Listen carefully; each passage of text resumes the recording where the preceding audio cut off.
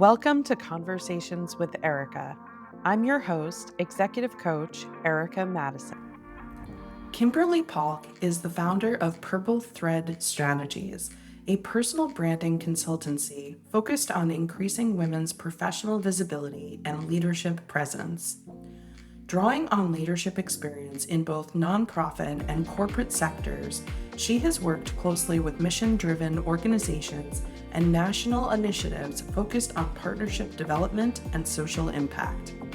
Today, she helps women articulate their value, refine their message, and become more visible to the audiences who matter most.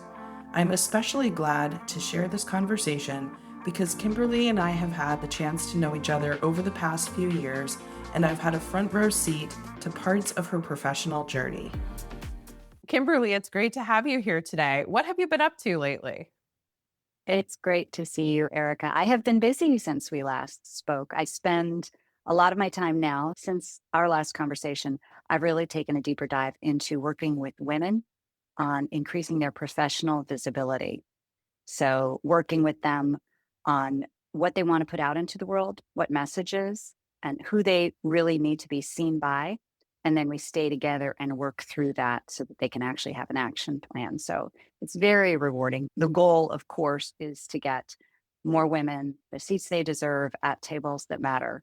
That's my big why. So, it's been a lot of fun.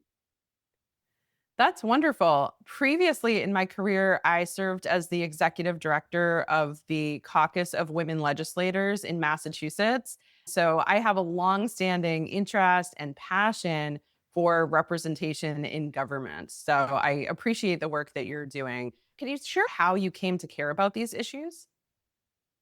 Yeah, definitely. Women in government is an area I haven't taken a dive into. So I'd love to learn more about that from you because it's so important. I really migrated toward this as a result of our work together. So, one of the things you encouraged me to do in our conversations was to look back at the stories. You called them stories. And as we went through that process, see what stayed with me, what I carried forward from story to story, if there were any themes, and then also how that all landed with me. So, one of the things that I observed in that process was that I really find working with women rewarding, and particularly if I can help support or elevate really strong, talented women who may just not be getting the frequency that some men do. So that was my starting point. And then it's kind of like when you buy a red car and then all you see are red cars on the road. I started to be more in tune to some of the statistics that kind of float around us every day. For instance, the gender pay differential really hasn't moved significantly over the last 20 years. Number of women who are CEOs in Fortune 500 companies, 10-ish%, but that's 50 women. There's a lot of stats like that started kind of bubbling up and coming to my attention. And it just made me feel more strongly that if I can be helpful, this is where I wanted to go. Would you say that that's important to you? Why do you think this matters? I think it's because I've always taken for granted that the women who come behind me, the generations who come after me, will have the same opportunities that I did. And I started to wonder if that was in fact true.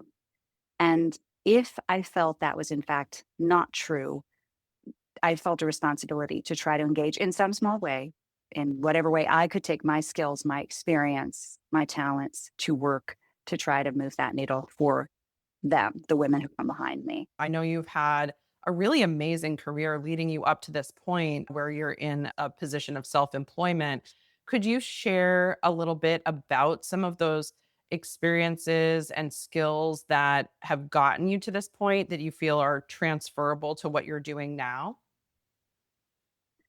I think that one of the reflections I was having at that point in time was about, like I said earlier, the women who I supported or worked closely with in several moments in my life. A partner that I had when we founded, or she was the founder, and I came in shortly thereafter for Share Charlotte, which is an amazing organization, which is now morphed and evolved to other states.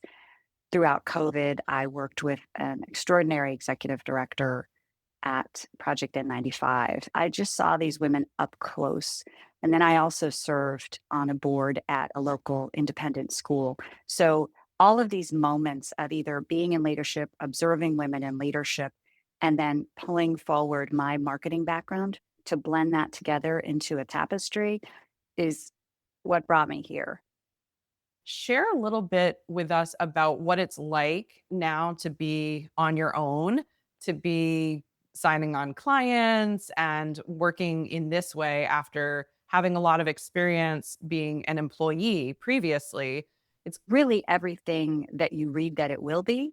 It's just different when it's happening to you or when you're experiencing it. I've always worked and loved working in very tiny organizations. So the idea of wearing many hats is always been appealing. I've always loved that.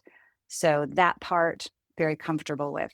The part that's newer for me is that you're really on both sides of the equation. You're the operations, you're the make it happen person, but you're also the hunter gatherer.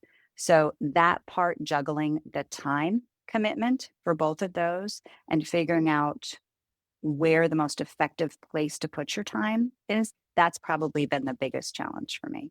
As a self employed business owner, this very much resonates. I appreciate what you're sharing. I'd love to hear more about how you've been finding and developing your flow and your rhythm as you've been navigating this new chapter. One of the things I've done that's been very helpful is join a couple of masterminds or networking groups that are dedicated to women. So I'm in one right now called Startup Women NC. It's a new group. Everybody in there is a solo business owner right now. It's a very supportive group. So I can bring any question, no matter how dumb, to that group. And then I can in turn be helpful to that group. So that's been one way that I've tried to figure out how to direct my own time and energy. And then connecting with other women who are running their own businesses, especially solo businesses, has been very helpful and rewarding. All the way from what do you use for like a CRM tool to what's your comms plan. So that's been really helpful. And in fact, I find that my clients tend to be solo business owners as well, not just women who are employed professionally, but also solo business owners, which has been really interesting as well, because a lot of times your professional identity and when you're running a solo business, those two things meld pretty tightly. So that's been fun. Could you say more about the value of peer learning and building this community with other entrepreneurs? When you come from a small organization or even a large organization, you have a built in support group.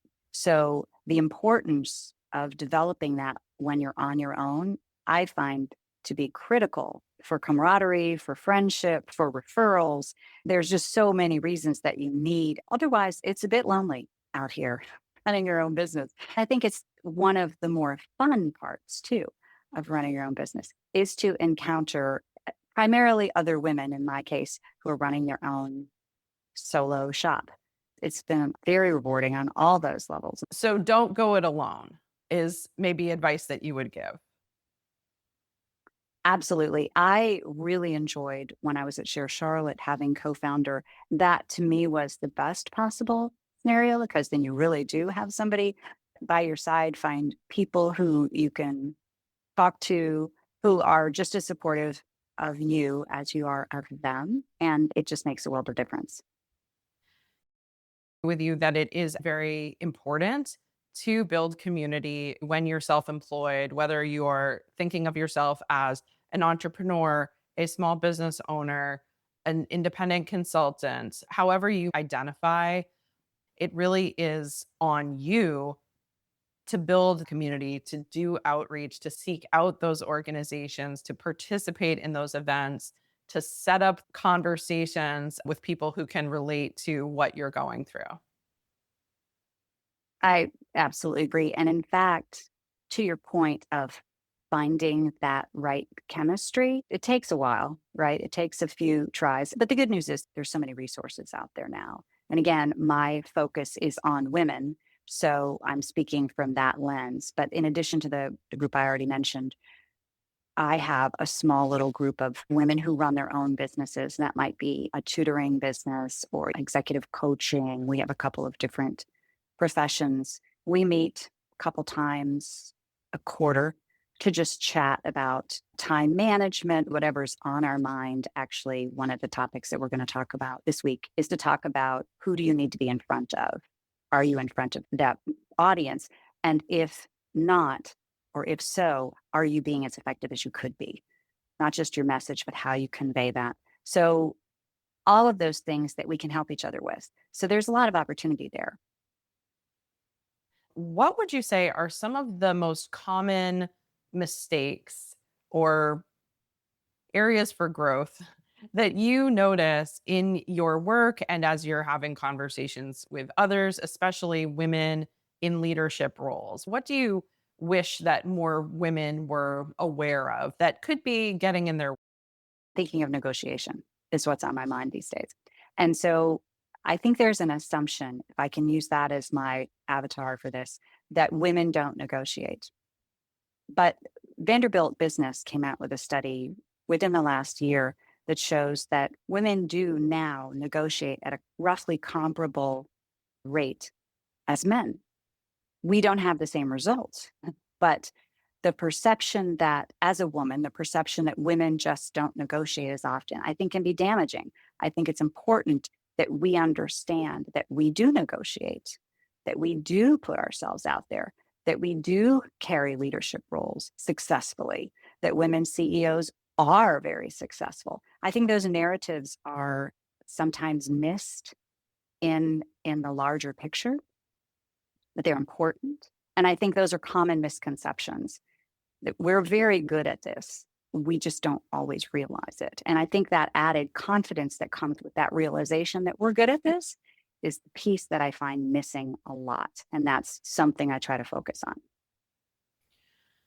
It sounds like challenging some of the narratives out there about what women do, what women are good at, what they're successful at is important. The pay gap is a very real thing. I applaud the work that you're doing, and we need systemic changes, and we also need individuals to be realizing their own worth, establishing healthy boundaries, advocating for themselves, creating win-win situations. Establishing healthy boundaries, that's another area that I've seen women struggle with. It's very hard to establish boundaries when it feels as if everything is your job to do, not just your role at work, your role running your own business, but also perhaps your role in your larger family group. So, establishing boundaries is hard. And I struggle with it myself. So, I have no magic wand when it comes to that. But that's been something that's been a theme that I've noticed. When it comes to healthy boundaries, what I've noticed is that it really starts with a recognition. It starts with an awareness that something isn't quite feeling right. They're always serving others to a point where it's not working. And it can have all kinds of repercussions: sleep, health, financial, social, you name it. Can impact one's self esteem. In the work that I'm doing with my clients, it's around helping them develop that level of awareness that something isn't working here. And then we identify what is not working. Then we can develop strategies for both mindset as well as really concrete changes that can be made that are going to start to have really big ramifications in their life. It might be tiny steps. It might be things that feel like small mindset shifts, but these can make a huge difference in terms of somebody's quality of life. Remember some of those conversations with you. And I think that part of that work that I've observed is also the realization that, first of all, you're the only one that can do it. You're the only one that can set boundaries for yourself. You're also worth setting boundaries for. So that part has to start from within. You have to understand. And the women I work with, sometimes they haven't ever taken that moment to pause and say, wait a minute, not only am I responsible for setting these boundaries, I deserve these boundaries. So you have to really start way back to kind of get them to the point where they understand how to lay out their communication strategy. Recognizing one's self-worth and acknowledging what one needs, not only to survive, but to thrive, is what comes up for me when you share that. Absolutely. But I think that it's a fantastic process. And like I said, you and I worked on a variety of things together. And it's if it's beyond my ability as kind of branding strategist to work with someone, I often refer them to a professional coach because the outcome of transformation that can happen is worth it. It's worth the work. It's work, but it's worth the outcome if you get to the other side. And it's really never actually done working on ourselves. But the journey is worth it when you get to the other side and you realize that your choices are more intentional now and matter in a different way. So it's definitely work worth doing.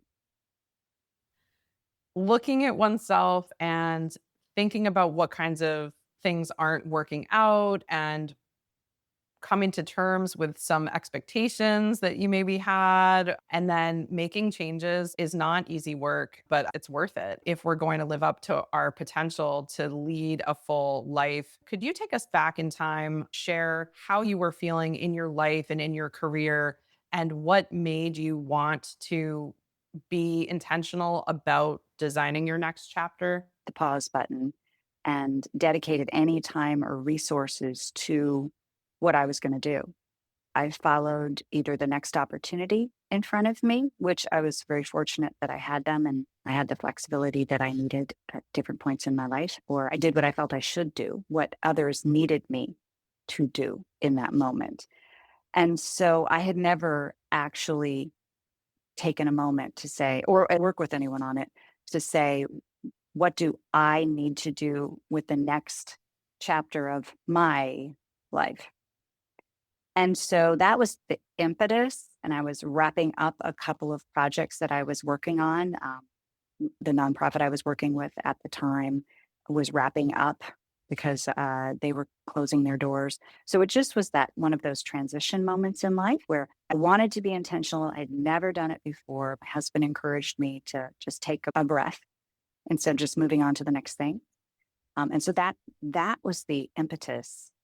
So this was new for you to pause, to be intentional, to reach out for support, and it sounds like be more proactive about the next chapter in your career. So it was a chance for you to really say, I'm going to look at where I've come from, where I am, and where I think I want to go, and be strategic and proactive about it. Exactly. And I think that that process, I don't know that I'd ever done it again. I didn't ever do it in the past because it never occurred to me that I should or potentially that I could. It seemed indulgent, to be honest with you, at a certain point earlier in my life where I really needed to put everybody else's needs ahead of mine, or at least that's how I perceived my role. So it was a completely new process for me, but it was one that I was encouraging. I have a son who's out in the world now, was encouraging him to do, and I have a niece, and I was encouraging her to do, and then I realized, "But yes, but I'm not doing it. I've never done it." That was why I ended up working with you to just try to figure out what comes next, and knowing that I might not get it right the first time, but just feeling really good about the fact that at least it was intentional. What kinds of guidance do you have for the younger folks in your life when it comes to their careers and their lives? So confusing to be a young adult. I think at any point in history, it's probably been confusing. I think that's potentially even more so right now. So I think my message for both of them has been to not put quite so much pressure on themselves. Be intentional, be thoughtful. Don't rush into the next thing. Don't expect perfection. There's no such thing of themselves or others. And of their career, they both have such a long horizon in front of them. This is a time for both of them. My niece is still in school, but for my son as well, this is a time to explore. Explore what you like, build your stories, to use the vernacular that we used when we worked together. Learn what you like, learn what you don't like, make your career mistakes, but make them intentionally So I think that's hopefully been the consistent advice I've given both of them. Whether they listen or not, that's always TBD. It sounds like they are fortunate to have you in their life and like this is sage guidance. I'm wondering how all of those pieces of advice also apply to somebody like you in the place that you are at in your life. It all applies. It feels less fluid for me simply because my chapter in life is different than theirs. But the principles still hold. I don't expect perfection from myself. I do have more confidence at this stage in my life. And I think, there's been studies that show that women do gain confidence as we go through our chapters, it's unfortunate we have to get through the chapters to gain the confidence. But that's where I feel like I am. And actually, part of my process with you was helpful. Kind of looking, part of what we did is I reached out to 6 or 7 individuals who I was close to professionally, who could really speak to my strengths, my challenges, just on a very frank and trusted basis. And I got to see myself through them, through their eyes. And they were wonderfully honest, which was very helpful. And it validated some of the things I suspected about myself, but including my strengths. So I think that all the advice that I give to the younger folks in my life applies to me as well. But I have more data to work with, I guess is how I would say it. So I can turn back to my life story and say, I've done these, I've already learned some of these lessons, and now I can better apply them. Not perfectly, not going to get it right out of the gate, but again, with intention. Could you say a little bit about what you were hoping or thinking you might gain from coaching and then what you did actually gain or learn from the experience? Clarity. I was hoping for clarity. And to be honest, I wanted you to just give me the answer. I just wanted to enter a program, do the homework, and come out with an answer. I think the way it worked out is I entered the program, I did the homework, and I came out with a direction. Not complete clarity, because that's still up to me and I'm still figuring it out. But I think my expectation of Erica's going to answer this for me was inaccurate and unrealistic. I'm the one that has to answer this for me. And this is my answer, what I'm doing now. It is interesting how we have this tendency to want to delegate really important life decisions to other people, even strangers, even people who know next to nothing about us, or say to family members who are from different generations who've had very different lived experiences, different backgrounds, different opportunities. And we say to them sometimes, here, I have this major life decision to make what I should do for a living, or where I should live, or who I should partner with. And I'm going to give this to you. I wonder, why was that even something that you were thinking that you would want somebody external to you to answer in terms of what you should be doing next in your life? Two things. First of all, I think that when we do that, if we receive an answer from someone else in our lives, it never quite fits. And then I think resentment comes. It's like you bought a pair of shoes that weren't really the right size. So there's no good outcome that can come from that. But as for why, I think it was just impatience, frustration at being in this swirl of indecision and feeling pulled in a lot of different directions, trying to separate what I want from what I feel I should do. All of that mixed up in a blender, and you just get frustrated and impatient with it. You're like, I'm just going to go ask somebody for the answer. I'm going to hand them my mess. They'll tell me what to do, which of course is not what a coach does. Because I have clarity around that for sure now. And just coaching is an entirely different process and a much healthier, productive process.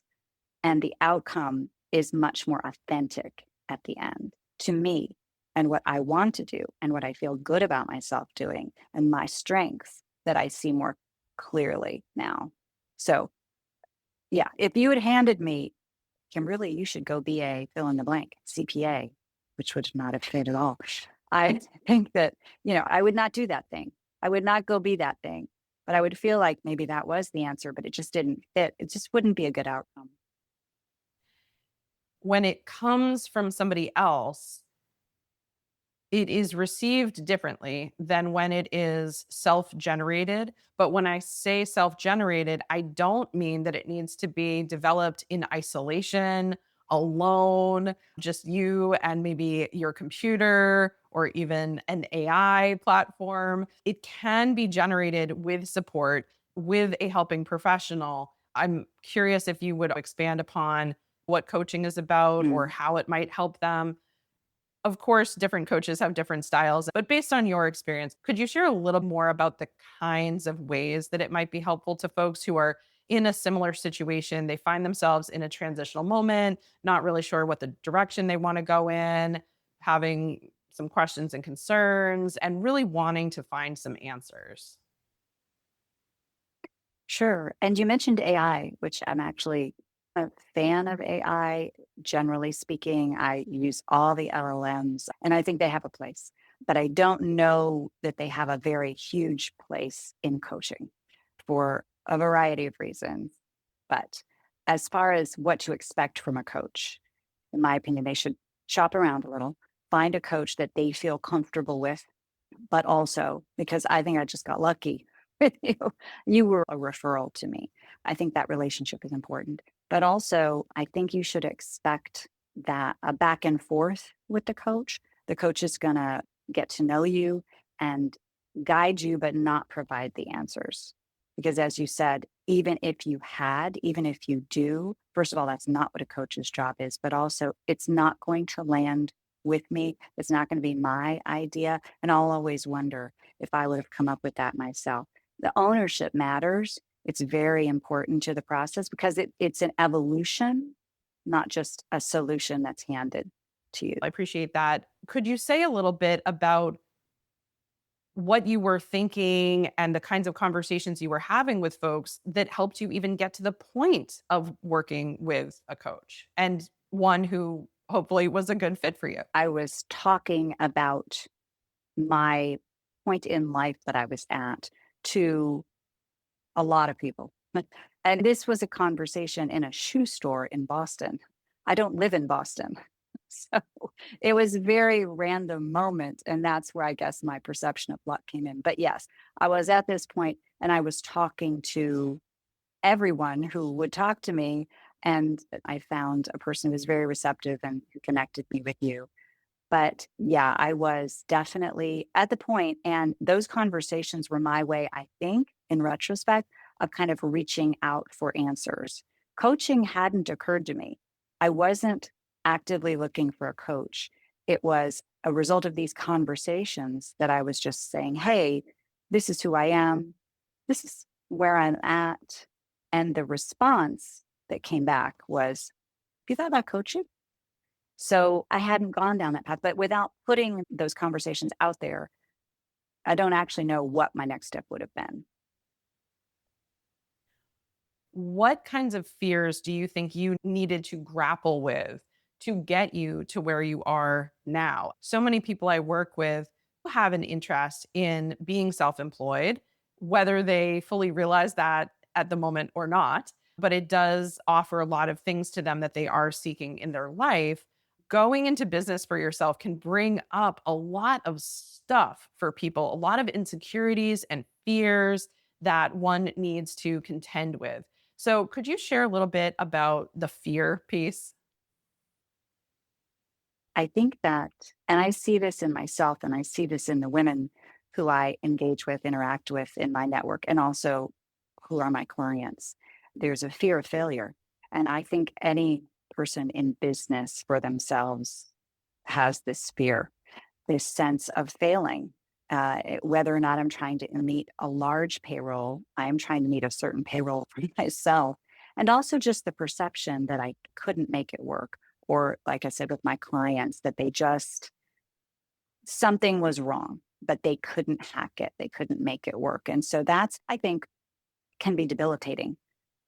And the reason why I would suspect that and some very obvious barriers like financial, et cetera, would prevent people from going into business for themselves. I have to admit, I still feel that myself, and I see it with my clients. Health insurance can be something that prevents a lot of people from living the life that they want to live because they're concerned that either their premiums are going to be too high and or getting care, services, treatment, etc., medications, tests, all of it is going to be prohibitively expensive and they just won't be able to afford it. And of course, we do have so many people in this country who are in really dire financial situations because of health related issues, whether it's physical or mental health. And so these are very real concerns, and I in no way want to diminish them. At the same time, I do want to shine a spotlight on it because I've just heard from so many people who have an idea of what they want to do, but they just don't go for it because they are concerned about those potential health related costs. What would you say about concerns like that? And what are some of the ways that people can maybe do what they want, even though those very real concerns exist? Well, health insurance was in the back of my mind. I'm glad you brought it up. That's a true obstacle, a real barrier. So I can tell you what I've seen. Well, and this is true in my case too. I have a husband who has health insurance. So I'm very fortunate I can leverage that so that I can run my own business. I've seen most frequently beyond that solution is to start your own business while you are still fully employed somewhere where you do have benefits and try to ramp up from there. That's the other option that I've seen work pretty well so that you have consistent, continuous health coverage. Unfortunately, that's a very real obstacle that pretty much everybody faces. I would add to that that if one needs to have one's own health insurance and they're not in a situation where they have health insurance through, say, a spouse, that budgeting, financial planning is really important because it can be done. You just have to plan for it, you have to budget for it, and recognize that those expenses will exist. And so setting aside not only the funds for those monthly health insurance premiums, but then also the wellness visits, the tests, and whatever other kinds of medical expenses there may be. And then how are you going to take care of yourself so that hopefully you minimize the amount of time you need to spend in hospitals and doctors' offices and so forth. And so I would encourage folks who are interested in potentially working for themselves to really do some more research and talk to some people who have already made this work and learn from them what can be done so that if they want to explore this, they can. And another thought I had as you were talking, Erica, is that those barriers aside, one of the ways I've found it's helpful to look at, say, first year, 2, 3 of being in business for yourself is first of all, most startups don't reach profitability or break even until year 3 anyway. So when somebody told me that, a mentor of mine, I was, okay, that's helpful to know. Let's take some of the pressure off. But also, another way I look at my work is not just from a revenue perspective, but from a value perspective. So if I feel that I am truly bringing value into the world, if when I work with a woman or a woman who's running a solo business and I feel like she's in a better place because I was able to work with her, that has a real currency for me. And so I kind of have a dual purpose in my work. Obviously, dollars matter, but also the value that I bring to her and her business is equally important to me. And that's helped me over the last year to kind of look at my work and my results a little bit differently with a little more grace because I do feel like I add value. I know that I'm helpful. And so I feel like if we just give ourselves a different metric, not different, but in addition to the standard, the KPIs, et cetera, that we all have to look at, let's also add in whether or not we feel like we're making a difference.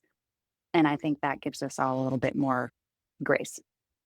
What this makes me think about is that we can look at the GDP, right? We can look at like just dollars and profit and so forth. Same in a business. You can just look at the bottom line. But there are also more holistic ways of looking at success, of measuring growth and so forth.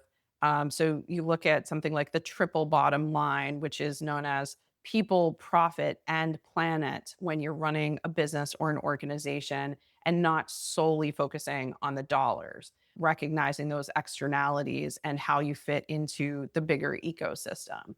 You look at things like a happiness metric that some people believe in, and you can do this on a national level, you can do this on the local level. You can also do this in your own personal life and look at what's really important to me.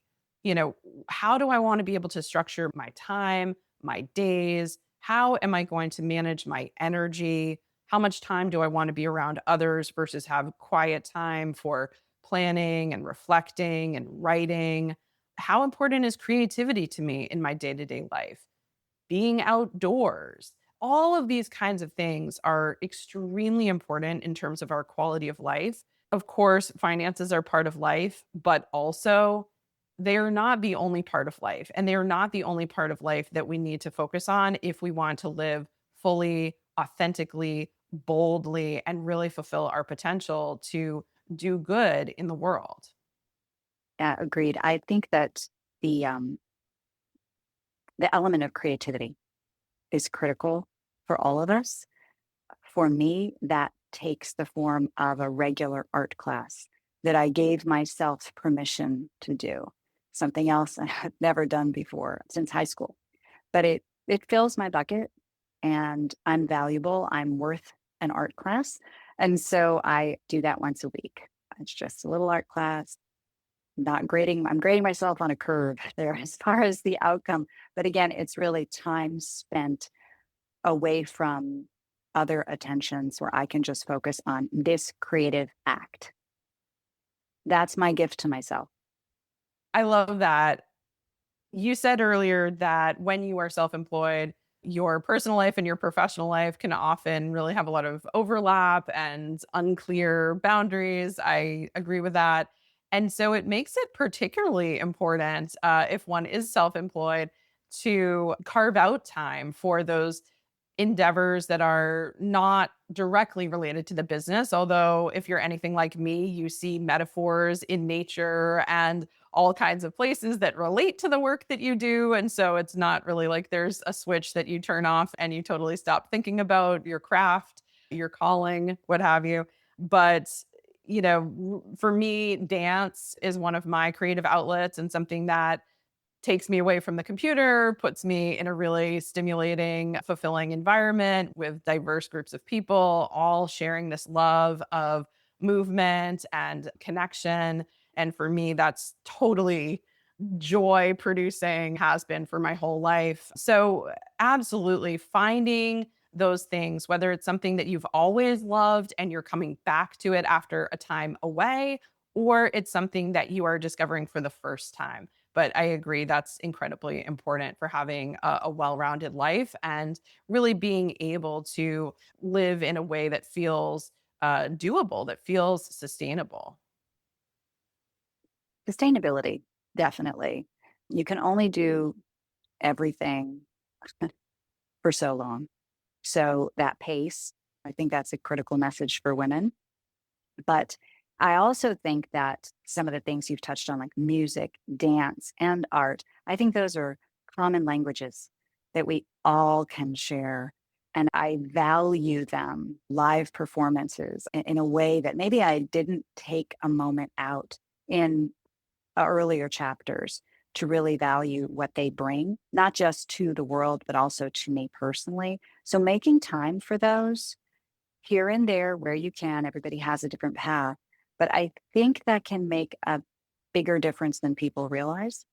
And like you say, sustainability, grab that where you can, schedule it, And I think it makes a bigger difference. I also think it brings more creativity to your work. I think that even if it's just because you're taking a mental break, I have a friend who's very, very disciplined about his approach to meditation. And he finds that 15 minutes, however much time he dedicates to meditation, is daily practice. And it truly helps his ability to create and be creative in his way. He's a numbers person. So his creativity looks very different from mine. But this part of his focus, this part of his practice, rather, that's his creativity. So for me, it looks different. For you, it looks like dance. For me, it looks like, how in the world do I paint with oils?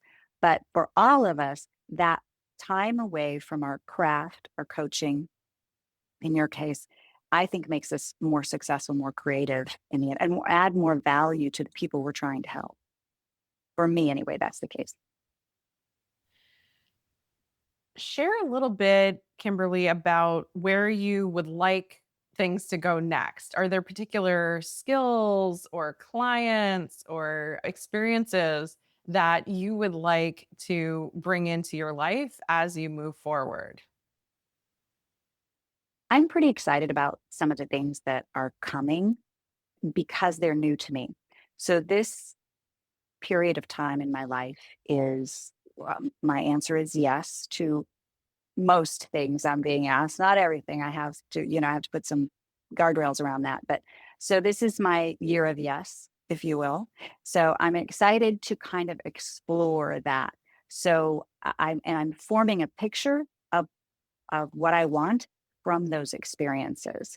So I've given myself grace of not having a fully formed picture quite yet. Like I said earlier, I'm really interested in topics around negotiation for women.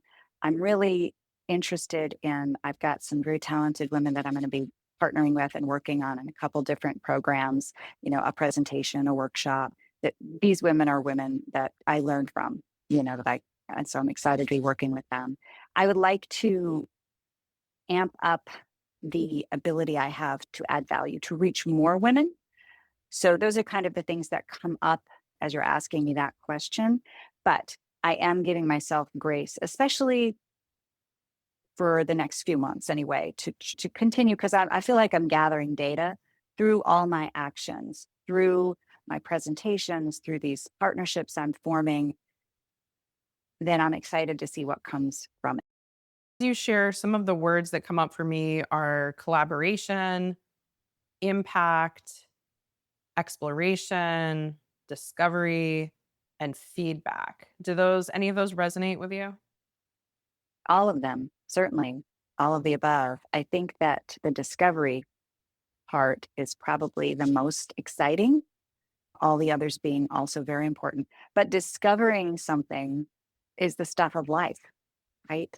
That's what you get up in the morning to do. The opportunity to learn something new has always excited me. And to learn something new that I can put to use to help women gain visibility is like, I get to do this every day. So, yes, very much so. The act of discovery is a joy. That's wonderful.